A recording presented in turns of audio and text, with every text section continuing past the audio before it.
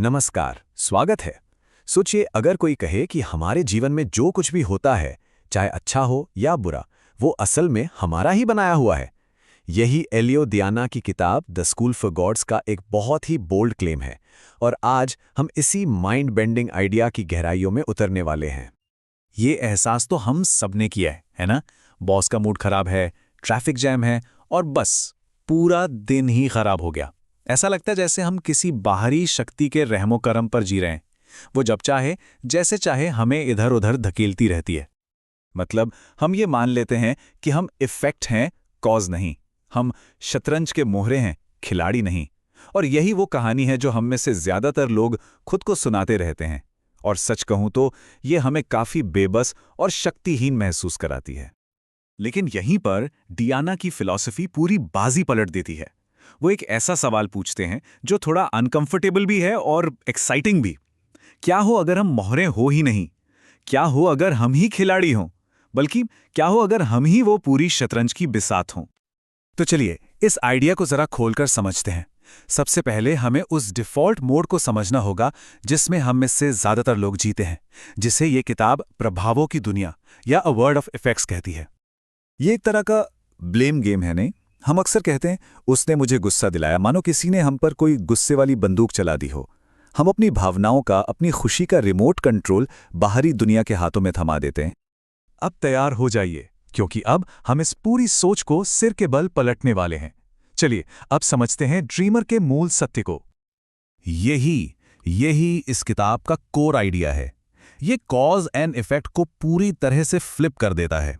मतलब बाहरी दुनिया हमारे अंदर भावनाएं पैदा नहीं करती, बल्कि हमारी अंदरूनी दुनिया बाहर की घटनाओं को जन्म देती है। अगर अंदर डर है तो बाहर एक डरावना बॉस पैदा हो जाएगा। अगर अंदर असुरक्षा है तो बाहर से रिजेक्शन मिलेगा। इस स्टेट ऑफ बीइंग को एक पर्सनल एटमॉस्फेयर की तरह सोचें। ये वो एनर्जी फील्ड है जो हम हर वक्त अपने साथ लेकर चलते हैं। अगर हमारा ये एटमॉस्फेयर गुस्से और डर से भरा है तो जाहिर है जीवन में तूफान ही आएंगे, और अगर ये शांत और प्यार से भरा है तो धूप खिलेगी। तो पूरी बात बस इतनी सी है। हमारा जो अंदर का स्व है वो एक आर्टिस्ट है, और हमारा जीवन वो उसका कैनवस है। बाहर जो कुछ भी नजर आता है वो तस्वीर पहले अंदर बनाई गई थी। और ये हमें इस किताब के सबसे चैलेंजिंग और शायद सबसे पैराडॉक्सिकल आइडिया पर ले आता है, और वो है हमारे सो कॉल्ड दुश्मनों की असली पहचान। जरा एक पल के लिए इस बात को सोचिए। ये सोचना थोड़ा अजीब भी है और एक तरह से लिबरेटिंग भी। क्या हो अगर जिसे हम अपना सबसे बड़ा दुश्मन समझते हैं वो असल में सीक्रेट में हमारा सबसे बड़ा मददगार हो? वो सहकर्मी जो हमेशा परेशान करता है, वो शायद धैर्य सिखाने आया है। वो फाइनेंशियल क्राइसिस, वो शायद हमारी असली ताकत खोजने में मदद करने आया है। ये चीजें हमें चोट पहुंचाने के लिए नहीं आती, ये हमें हील करने के लिए आती हैं। किताब कहती है कि एंटागनिस्ट का पूरा मकसद ही हमारी ग्रोथ है। वो एक पर्सनल ट्रेनर की तरह है जिसे हमने जाने अनजाने में अपनी कमजोरियों पर काम करने के लिए हायर किया है, ताकि हम आखिरकार उन पर काबू पा सकें। और फिर आता है सबसे बड़ा ट्विस्ट। ये एंटागनिस्ट कोई और नहीं है, वो हमारे ही अंदर है। वो हम ही हैं। ये हमारी अपनी अंदर की इनसिक्योरिटीज हैं, हमारे अपने अनरिजॉल्व्ड कॉन्फ्लिक्ट्स हैं, जो बाहर की दुनिया में चैलेंजिंग लोगों और घटनाओं का रूप ले लेते हैं। ठीक है, तो अगर हमारी अंदरूनी दुनिया ही हमारी हकीकत बनाती है और हमारे दुश्मन असल में हमारे टीचर हैं, तो फिर इस जानकारी का क्या करें? इसे अपनी जिंदगी में लागू कैसे करें? किताब इसे इंडिविजुअल रेवोल्यूशन या व्यक्तिगत क्रांति कहती है। और ये कोई पैसिव फिलॉसफी नहीं है, ये एक एक्टिव डिसिप्लिन है।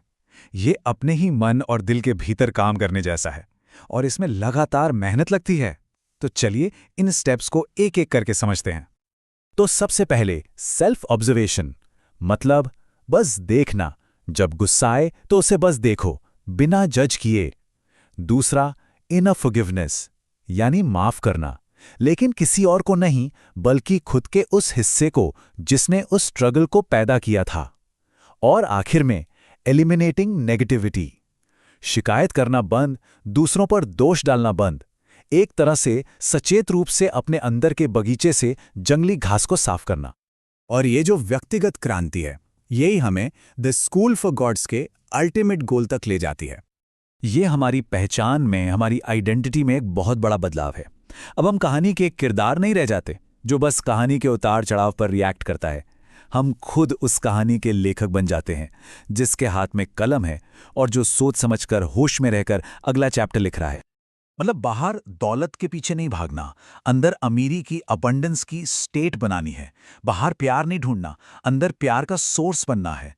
पहले अंदर से राजा बनना है और फिर राज्य वो तो अपने आप पीछे पीछे चलाएगा। और यही वो सवाल है जो द स्कूल फॉर गॉड्स आखिर में हम सबसे पूछती है। हमारे हर विचार, हमारी हर भावना के साथ हम असल में किस हकीकत का सपना देख रहे हैं, कौन सी दुनिया बना रहे हैं।